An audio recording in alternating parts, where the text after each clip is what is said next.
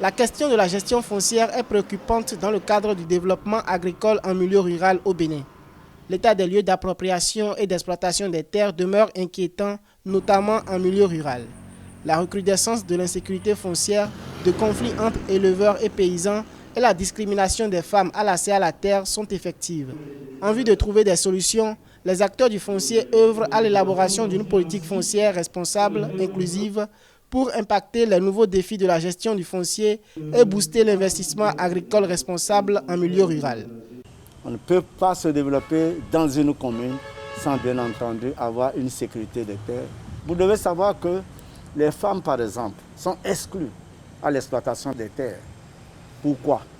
Rien ne le dit. La coopération allemande à travers la GIZ implémente le programme dénommé Projet promotion d'une politique foncière responsable pro-PFR au Bénin.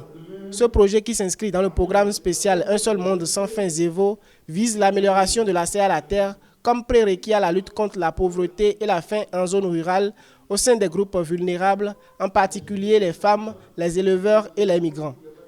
Notre travail de l'année 21, 22, 23, ce sera de permettre à l'ensemble des acteurs de s'approprier tous les mécanismes que nous développons ensemble, c'est du co-développement, pour que ces mécanismes soient pérennisés à l'avenir et que le projet puisse accompagner non seulement des tests, non seulement des méthodes, non seulement des concepts, mais les rendre opérationnels sur le long terme.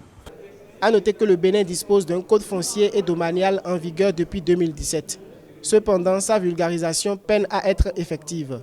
Le ProPFR GIZ, en collaboration avec le laboratoire Société et Environnement de l'Université de Parakou, a organisé les 4 et 5 décembre 2020 à Dassa les travaux de plateforme de dialogue multi-acteurs autour du foncier rural. Dans ce cadre, les acteurs du foncier ont formulé 14 recommandations, notamment l'institutionnalisation et la mise en œuvre de la Charte nationale des droits et devoirs des utilisateurs de la terre.